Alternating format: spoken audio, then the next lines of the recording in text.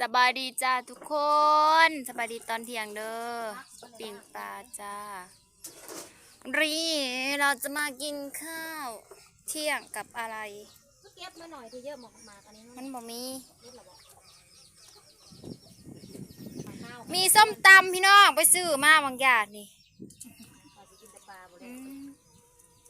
นี่อุ๊บ เราจะกินแต่ปลาสะดอก ตำส้มตำกินยั่วๆจักบาทเบิ่งดู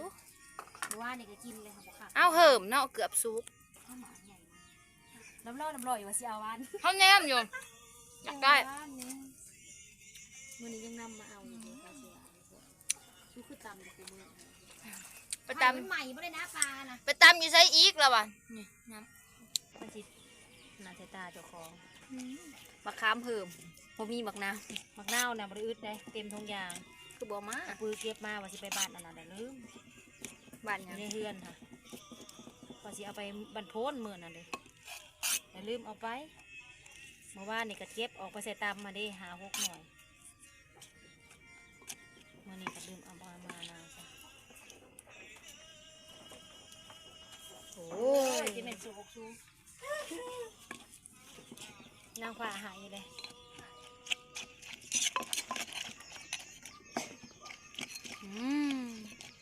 อังแงกยังแงกอีได้เสียงลูกคนนะฟังหมอลำเรื่องมือบุญบ้าน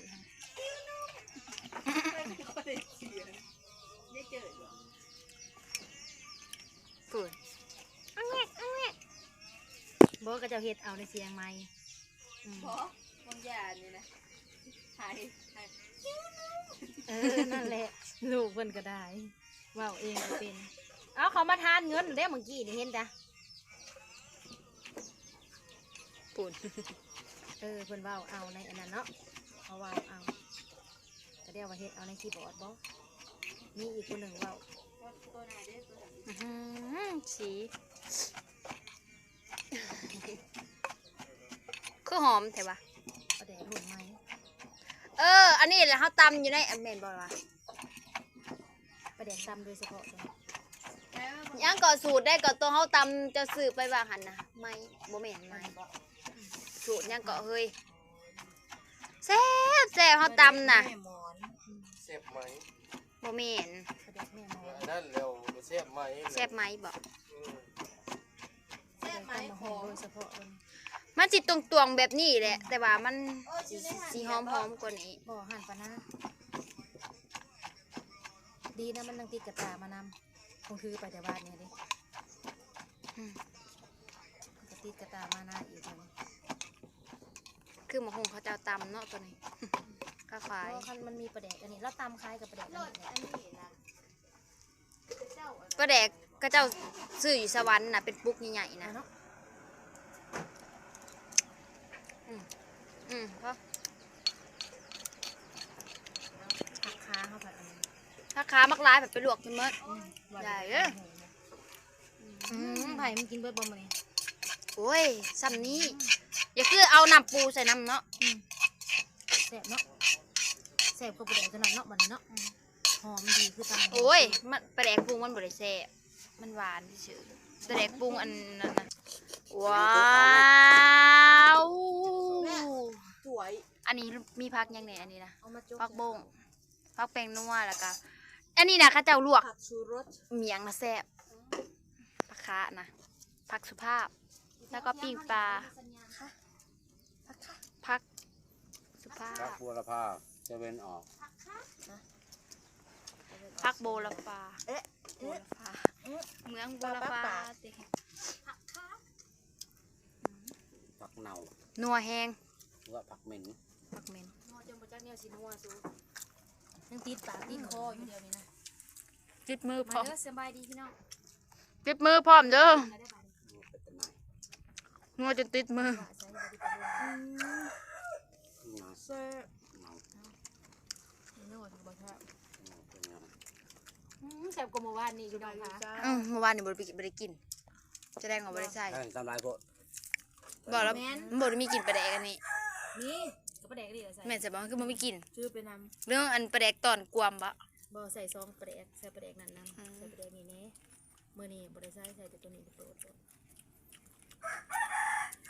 เอาทะเลนะ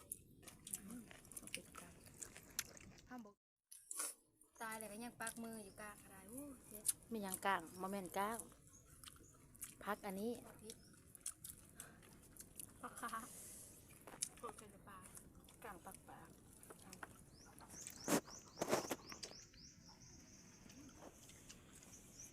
ปักมิ้นอยู่แซ่บ สูตรมือตึบตื้ออยู่ค่ะพอตั้งหน้าไม่กินแน่ นี่ตอบกับแทง คือบ่เผ็ดเนาะมักพริกบักลงกับบักหลายเนาะพี่น้องปลา พริกอันนี้ โม น่ะบ่ มา เผ็ด บาดในสิเบิดแหละ กำคือยังทมมือ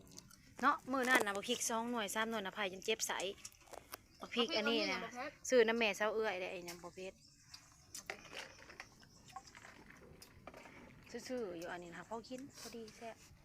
หมูเป็ดหมูปิดแรงเนาะสี่ผ้าหมูเป็ด สีฟ้าบักพริกสีฟ้า เมื่อกี้พ่อน่ะสุดยอดพ่ออยากกินเพชรนะในหัวแล้วนะ แต่บักพริกเป็นไงทอดพริกปูทอดเนาะเผ็ดเบิดเคี้ยวกับเผ็ดที่เล่นในสวนน่ะดิ มาพริก ไอ้บางปลูกในสวนน่ะ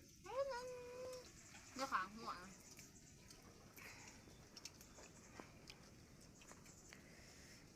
เด้อพี่น้องเอ้ยกินน้ำกันเด้อสิ กู เบิด จัก แหละ แต่นาอันย่านแต่น้ำหักข้าวกันกินครับอันนี้ก็ได้ ต้องพาคำมั่มอย่างเดียวประดานยันอ้วน ปันนาวายานอ้วนเนาะ ยันอ้วนยันอ้วน มันอ้วน ยันมันไม่อีก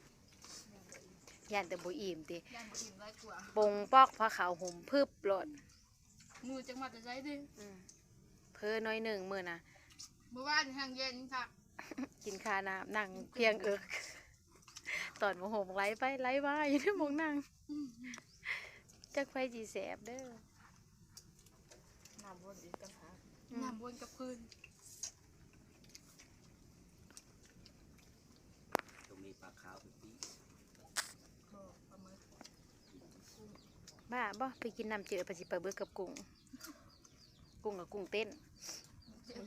กุ้งโคโยตี้ยังแสบ ไอ้อันนี้มันแบบเขาจะใส่รอบคือเขาจะมาขายนะเนาะ ก็เคยมีใครเอากุ้งมาขาย ไม่ใหญ่ตีเราใส่หล่อบางหันเนาะ เ